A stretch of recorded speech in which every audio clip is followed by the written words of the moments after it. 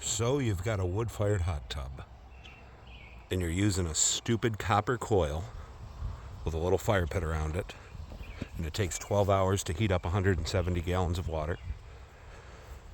Well, maybe you stumbled upon a website called Island Hot Tubs, and you found the Chofu wood-fired hot tub heater, which is what you're looking at right here. I used to have just the galvanized tank on the ground, copper coil. You've seen it, and it works, but it takes 12 effing hours to heat the water. From I would usually just fill it with either rainwater from a tote I collected or the well water. So you're talking 50-degree water, and it would take about 12 hours to heat it up to 105, 108 degrees. This stove right here was advertised to do that job, heat about 200 gallons of 55-degree water to 105 degrees in about 2 hours. And it's rather expensive. I've got the vents open here. I just lit it about 45 minutes ago, and if you don't know how it works, it's very simple. We've got a galvanized tank in here full of water. This is a temporary lid. I need to put some handles on it, or maybe some hinges or something. I just finished this 2 days ago. I used it once. You get a tank in there. Cold water goes out the bottom. There's some chambers in here. It's kind of hard to see. It heats up, and it's called thermosiphoning. It just goes right back out. There's no pump needed, nothing. And that's the same principle that the copper coil and fire pit would use. And the problem with that is, it's just heating water sitting in a tank. So if it sits here, it's going to get crappy. So part of the reason I didn't use it so much is because it is a ton of work. It takes 12 hours of messing around with a fire and heating it up. And then, you're not going to do that 2 days in a row. But what I would do is use it, drain it. Next time I want to use it, I fill it up, go out in the morning, start it. Bob's your uncle. So I used this 2 days ago. I still have, I have to drain it and put in, I have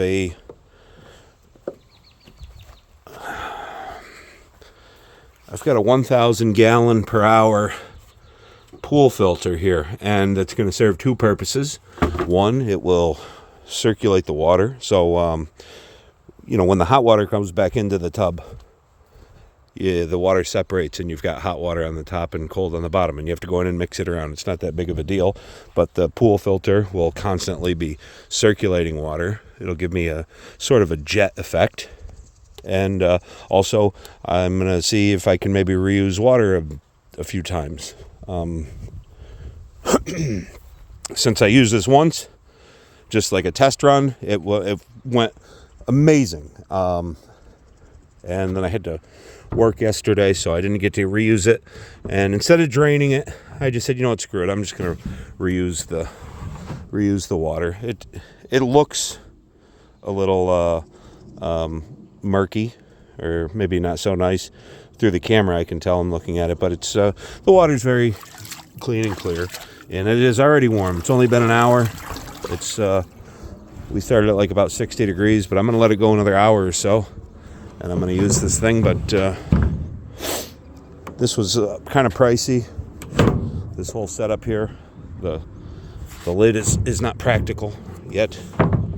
I need to put something on it. I don't know if I'm going to have a hinge or maybe just cut this in half and just remove them.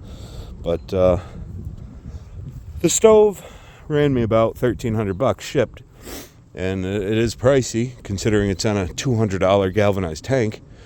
And so I wanted to make it a little bit nicer. So I built a deck here with they're just 2x6s and joists, 16 on center, and deck boards. For the siding, I kind of wanted to maybe get pine boards and char them with a torch, do something nice. But everything is like insanely expensive. You're looking at like $700 for the lumber here. So I, after I got the tub framed, I guess I can put some pictures here somewhere. I had it framed up, and I just said, you know what? It's like already, I was just dying to use this stupid thing, and I'm not a good carpenter, so I didn't want to spend a ton of money on lumber and just have it come out kind of not happy. Well, I'm not really happy with this. It's good enough, but I definitely am glad I didn't spend any more on lumber and then just have like, oh, I wish I did this or did that. It's not completely done yet. There's other things I'm going to do, but if you are thinking about a wood-fired hot tub and you're looking for a hell of a way to heat it, well, this thing is king right here. I'm gonna feed it a little bit more. In another hour I'll be in here bubbling, and but it's probably 50 degrees. And the other night I was sitting in there and just steam is just rolling off the thing. It's so nice. So if you're a fan of wood-fired tubs, I really can't recommend that anymore. I think it's like $900 or about $1,000, something like that. It comes with basically everything you need. I will be able to use it all season in the winter. I got these plugs that go in your ports there, so it'll hold water in the tub, and then you can drain the stove when it's freezing, so your stove doesn't freeze up and crack or anything like that. Also, this looks like it's close and will get hot, but I've just been a fire in here for like an hour, and I can put my hand on it. You could probably have that touching that wood. It's not gonna do anything. So yeah, it's just a little show off here of the Chofu tub or the Chofu stove, and you certainly could do this pretty darn cheap if you didn't want to build a deck and try to make it look somewhat aesthetically pleasing. But this is it, and I'm pretty sure that the website is islandhottubs.com. Guy's name is like Fraser or something like that. They're out on the West Coast.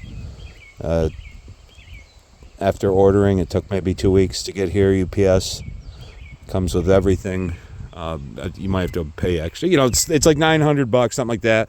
Then all the stovepipe was an extra, but all the connections and hoses and all that shit just came with it. So it was totally worth it.